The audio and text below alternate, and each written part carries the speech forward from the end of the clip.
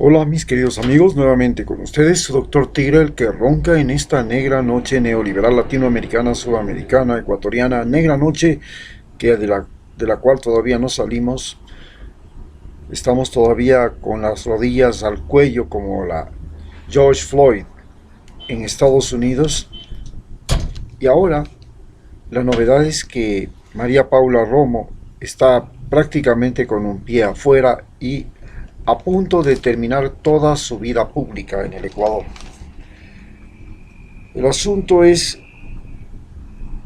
que hay la famosa trama de los hospitales que durante la pandemia fueron repartidos a 35 asambleístas, pero lo curioso es que se repartieron todos los hospitales del país. Estos hospitales fueron en su mayor parte construidos o reconstruidos por el gobierno de Rafael Correa, que inclusive les otorgó una certificación internacional que le entregaba una empresa canadiense de certificación de hospitales. Esa certificación internacional garantizaba que los hospitales cumplían con normas internacionales de hospitales, lo que hacía diferente a todos los hospitales que habían habido en el Ecuador. Pero cuando llega la pandemia, sucede que los hospitales no tenían ni siquiera sueros, lactato Ringer, ningún medicamento. Estaban prácticamente desabastecidos. Los profesionales que ahí trabajaban habían sido no por concurso, sino por favores. Todo era un enredo, un menjurje. Estaban mal manejados. Cuando llegó la pandemia, por supuesto, los hospitales no cumplieron con el rol de proteger a la población y se produjo una gran mortandad. Los hospitales que se repartieron en mayor cantidad fueron los hospitales de Guayaquil. Luego, en Quito se repartieron solamente entre dos asambleístas. En Guayaquil, el botín fue un botín a gran escala, lo mismo que en Manabí. Se repartieron entre más de una decena de asambleístas.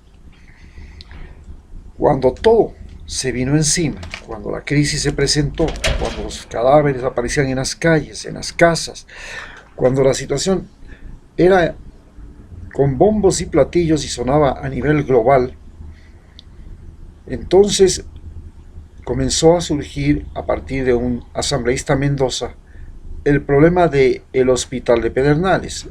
Habían encontrado a las personas que se suponía estaban al frente de la construcción con dinero en el bolsillo que sumaban miles de dólares y no podían explicar ni justificar el origen de ese dinero. Cuando se comenzó a seguir el hilo de esa situación, terminamos de enterándonos todos los ecuatorianos que había un negociado en el hospital de Pedernales, el lugar donde fue el terremoto en el año 2016. Y, sorpresa, habían un montón de hospitales que habían sido repartidos a cambio esencialmente de votos. ¿Quiénes eran los asambleístas más beneficiados? Se puede decir que los asambleístas más beneficiados fueron los llamados traidores.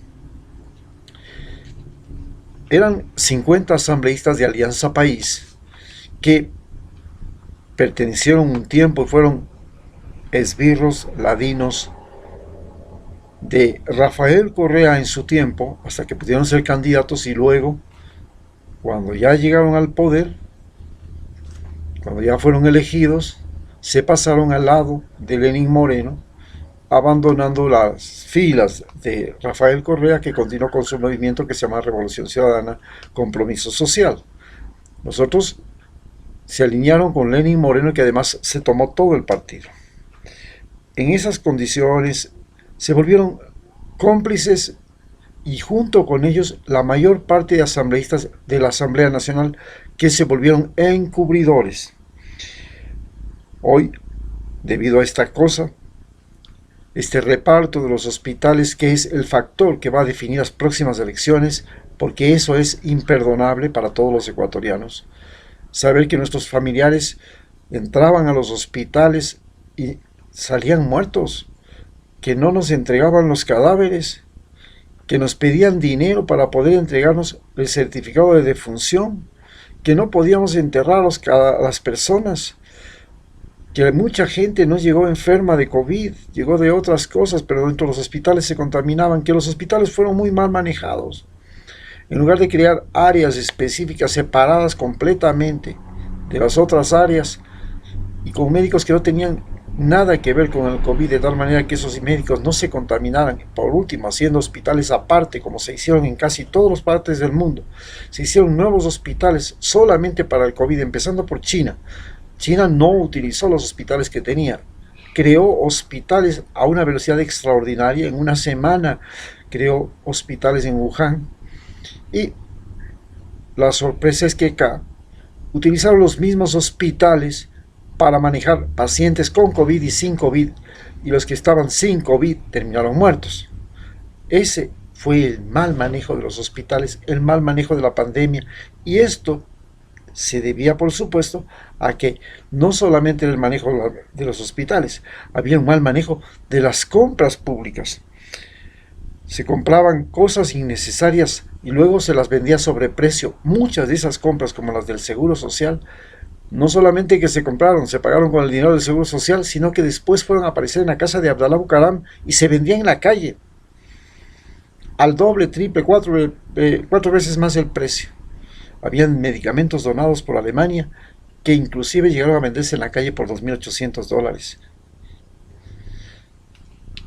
Esta circunstancia nos ha hecho pensar realmente quién va a gobernar el próximo periodo electoral, ahora que estamos en campaña. Y por supuesto, el problema de los hospitales salpica a todos los candidatos, a todos, menos al candidato de Rafael Correa, Arauz, porque ellos fueron los que denunciaron, los que señalaron, los que protestaron, los que se pusieron el grito en el cielo. Hoy, los hospitales, esta crisis de los hospitales le cae directamente a María Paula Romo, la ministra de Gobierno, pero María Paula Romo solamente es la voz de Lenín Moreno. En realidad, este debe ser el motivo y la razón del fin de la vida pública tanto de María Paula Romo como de Lenín Moreno. Pero a Lenín Moreno no hay quien lo saque. Está respaldado por el ejército, por la embajada norteamericana que controla el ejército, con 2 bases militares en el Ecuador.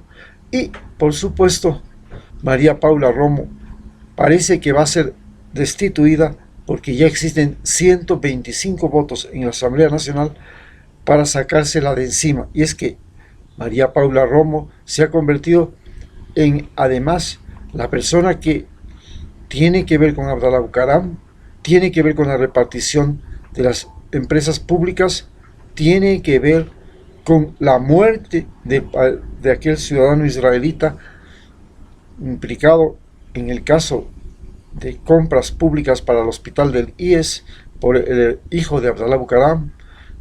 Tiene que ver además con todo lo que es las demandas y denuncias contra Correa, la persecución, inclusive la persecución a la prefecta de Pichincha y a Virgilio Hernández. Detrás de todo esto está María Paula Romo, y esto nos hace ver y nos permite señalar que ella utilizó los hospitales como soborno, utilizó la justicia como vendetta, utilizó la intriga como mecanismo de hacer política en el Ecuador, comprando voluntades, propiciando la traición y convirtiendo a la mentira en política pública. Así pues, la vida pública de María Paula Romo está ya prácticamente definida.